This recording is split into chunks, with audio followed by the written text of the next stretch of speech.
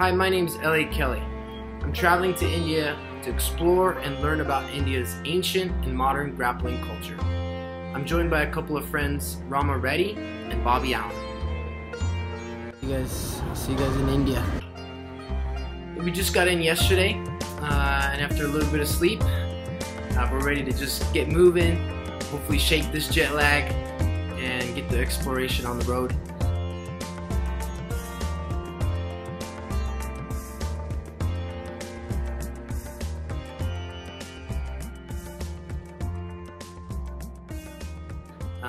Today we have a lead that there is a Kushti gym, Kushti Garadi, I believe is what they call it in the local dialect of Kannada, and it's like Canada, but Kannada,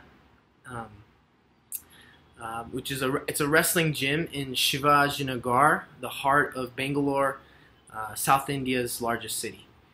And at this particular Garadi, it's very interesting because they don't charge any rates for people to use the facility or train or receive coaching. They serve lunch instead, and so we might even be able to grab a bite of authentic Indian food at the Garadi. That'd be really cool. We spoke with Kush Dabar, who's a scholar on ancient Indian grappling, and we'll have him tell us a little bit about the origins of wrestling in India. Kush, could you tell us about the origins of wrestling in India and how Shivajinagar fits into wrestling and the big picture? Malla Vidya started in India, Malla Yuddha. But after the coming of the Mahmud of Ghazni, Nadir Shah, Muhammad of Ghori, so there was a huge influx of Persian, Arabic, Mongol tribes in India from the northwest frontier province. Now, as and when the Delhi Sultanate expanded its boundaries, Kushti and Pehlwani came towards the Deccan. So, I would say sometime around the time of Alauddin Khilji and Muhammad bin Tughlaq, Kushti and the Sultanate forces, they came all the way down to Karnataka, Tamil Nadu, Kerala, and they left a lot of Islamic influences in South India. It is during this time that a lot of North Indian or Central Asian or Persian wrestlers, they migrated to the south because they were all part of the army, the cavalry, the infantry, and after Alauddin Khilji's forces, they came down and defeated the Pandyas, the Hoysalas. They stayed there.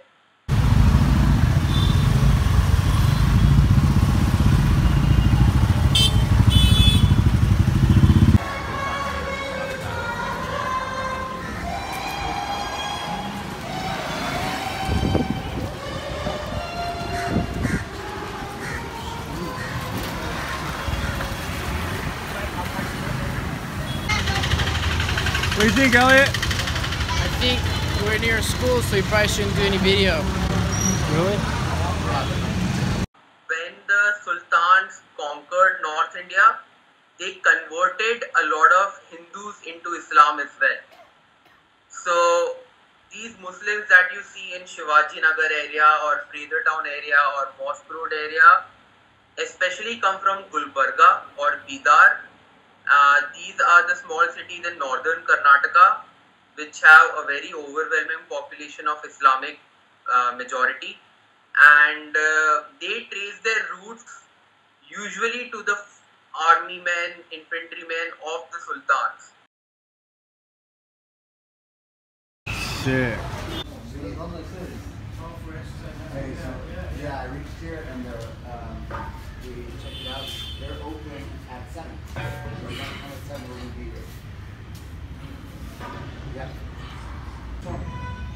And It's natural, no? oil on it or something? Yeah, we do. What do you call iron? They'll make and do.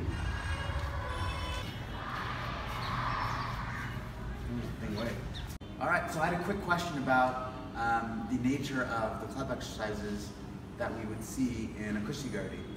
So The one that we see most often kind of has the athlete bringing this around their head and then bringing it back to vertical. And I wanted to understand, what are the benefits of this exercise? So multiple things. So if you look at a club, usually the heaviest bit is the bit that's the furthest away from it, right?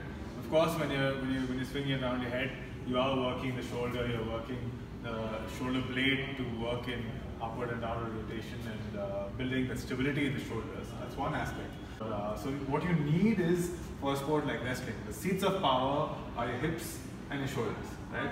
And what the transmission system is the trunk region, right?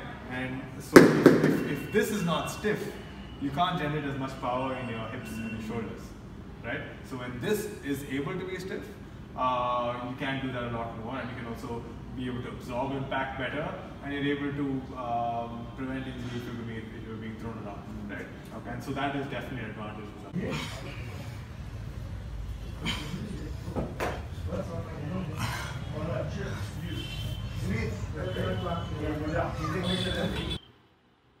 When we got to the Kushti Garadi, we met Coach Arif Pilvan, who was the caretaker of the gym, and probably in his 50s, late 50s or 60s, I would guess. But a very, very nice, very friendly, very welcoming coach, and I could tell he was a good coach because he just welcomed us in, and at the same time, he was also, he kind of made this transitional statement like, hey, let's just practice today, let's learn from each other, let's make, let's have fun, basically, and that was a good way. That was a good way to transition and make the environment kind of a friendly training environment, practice, rather than this kind of competitive, fighting environment, which could be dangerous, I guess, for first timers to be dropping into.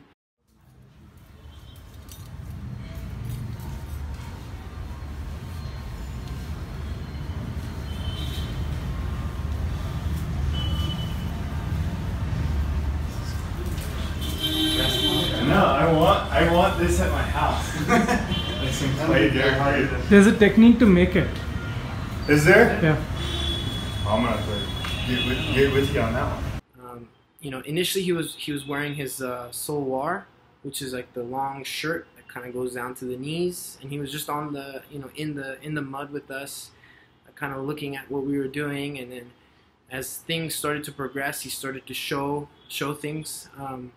That was fun. It was fun to see their neat little emphasis. They have different kind of emphasis with how they tie up and how they're setting things up, and even some of the finishes were a little bit different.